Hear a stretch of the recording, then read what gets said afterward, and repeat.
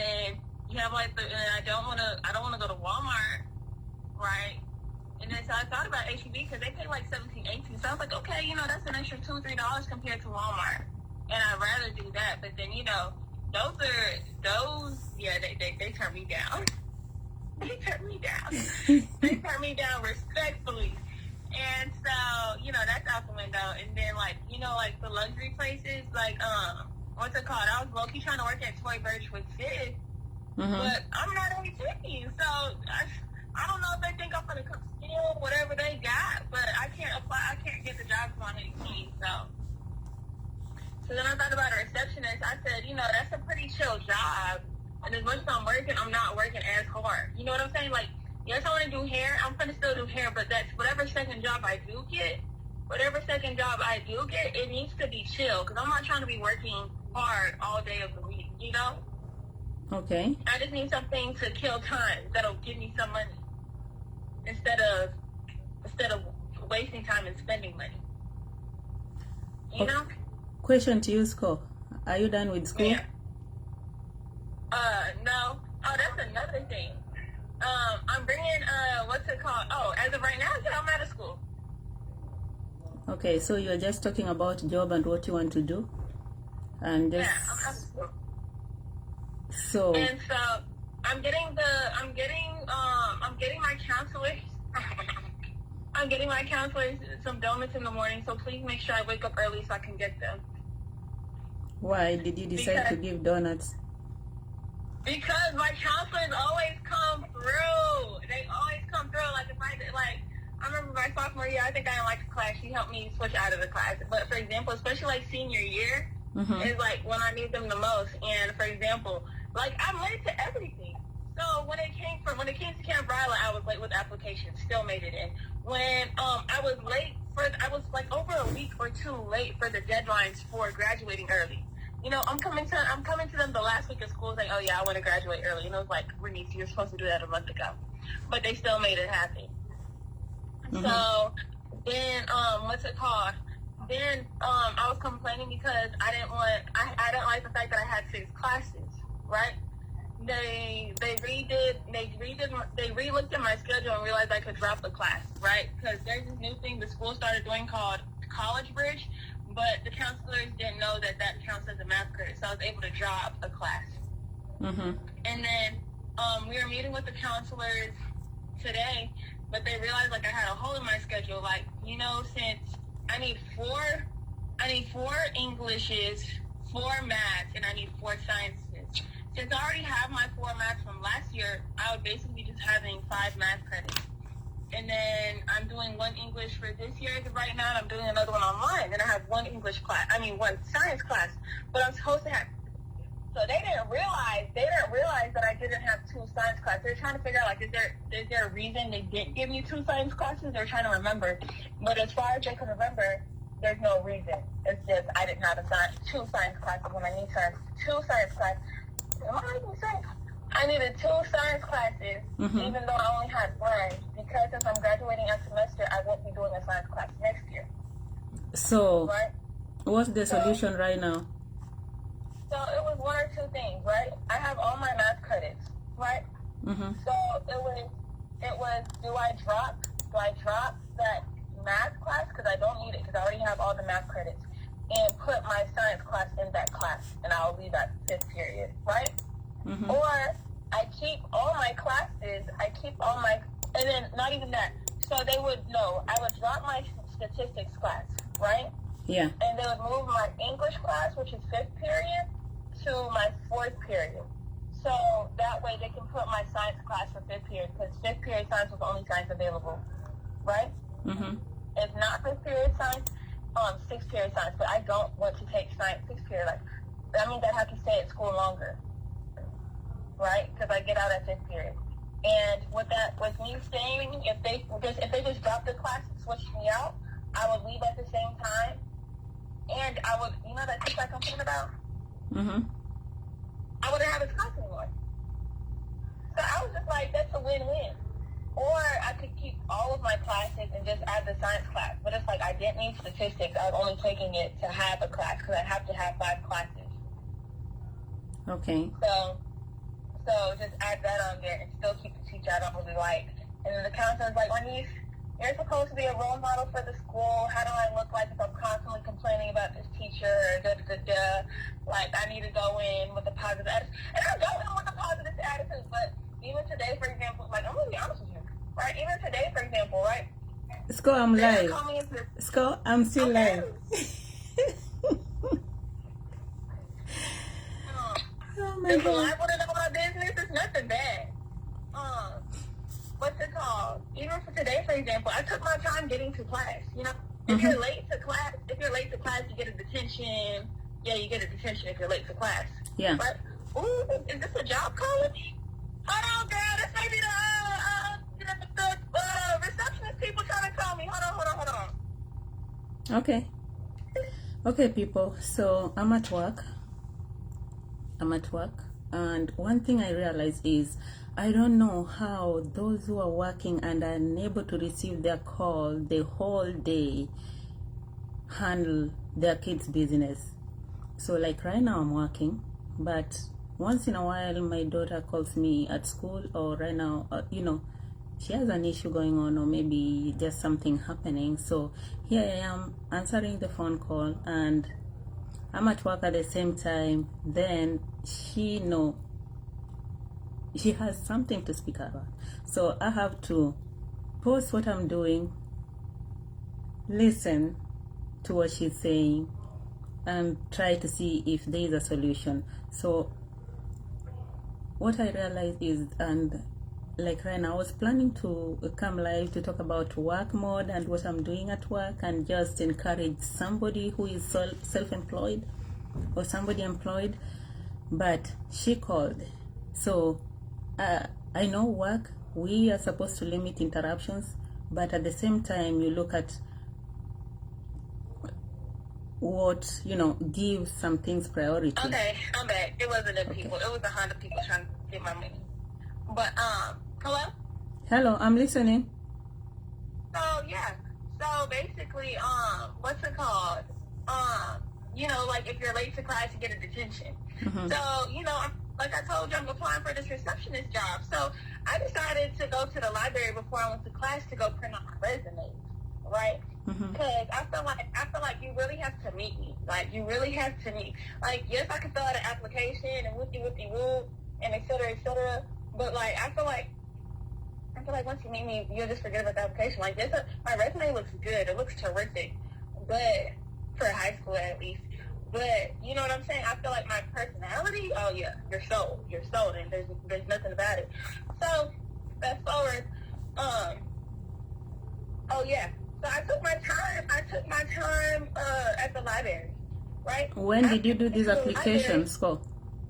Huh? When did you do the application? For what? Receptionist job. I haven't done any applications.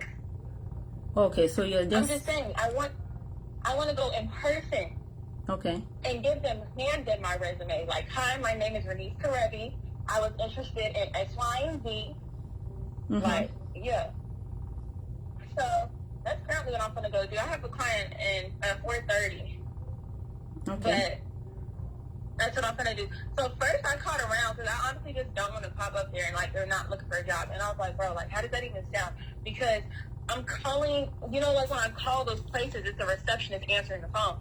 So I'm basically trying to tell the receptionist, like, yo, I want your job. You know what I'm saying? Right. And so it's like, so they probably don't want that because put somebody else on the schedule, oh, they're taking my hours, they're taking my pay. So, all of them tell me no, except a few. So, except the few that told me no, I will be there. One of them, they have an online form where I can apply in person. I'm going to apply in person. Another one said call back in 30 minutes because they're holding the receptionist job. Like, if you work there, like, how do you not know if you're a receptionist or not? Why do I got to talk to the receptionist to ask them about? Anyways, cool. So, and then somebody else, I got to apply online. Right. So, in the meantime, I'm going to go ahead and do the application in person. And then after the there's a cookie. Is it there? Oh, and then after the application in person, I'm going to go to a beauty supply so I can make some content for my hair page. And then once I'm once I'm back, I'm gonna do my hair client. After my hair client, I'm back out applying again. Like I'm telling you. Are you done with your homework? I don't have any home. Okay. And so, yeah, actually, and then that person talking about mom, too bad, but mama's not picking the bills. So,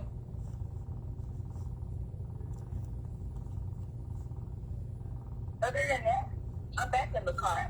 Go to the house. I had to go to the house to get my other phone because I have no storage on this phone, so I can't record any content on this phone because I don't got no storage. Okay. But yeah, what are you on live doing? What's the live about? Hi live. Okay.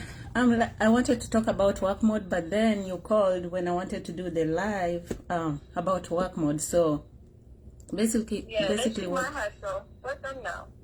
What did you say? I said they see my hustle.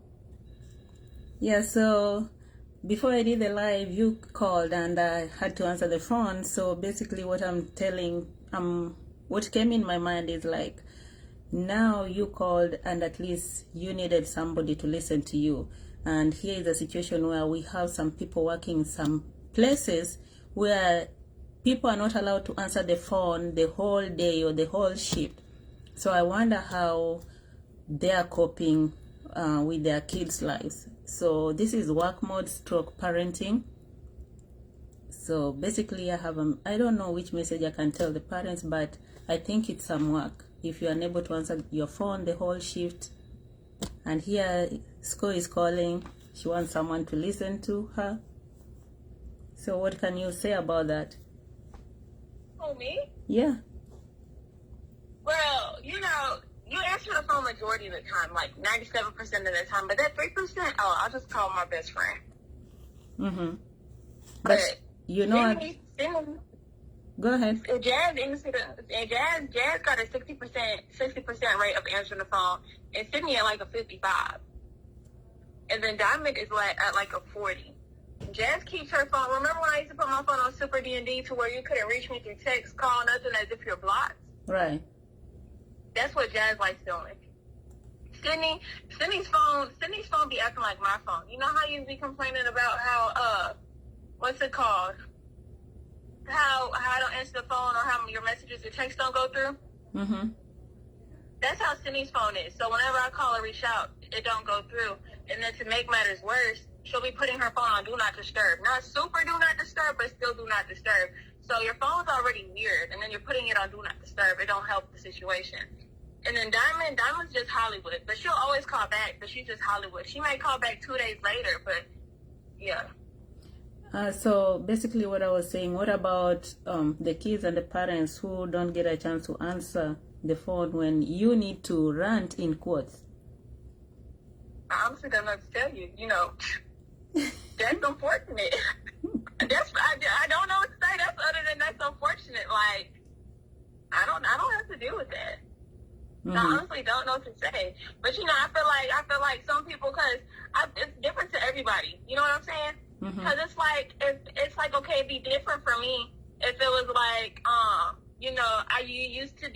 came from you're always answering the phone to now I can't get a hold of you and I need to get a hold of you.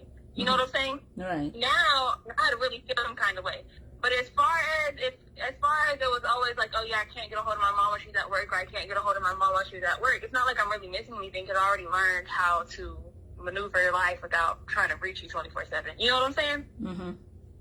Well, I feel like most kids, like, yes, a parent's not going to sit here on the phone with their child for 20, 30 minutes like you do, right?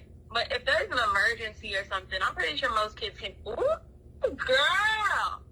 I'm pretty sure most kids can get a hold of their parents. Like, I feel like after, like, calling maybe 2-3 times, the mom or dad is going to be like, oh, yeah, like, something's wrong. But just to talk, maybe not. But, in case of an emergency or something, yeah.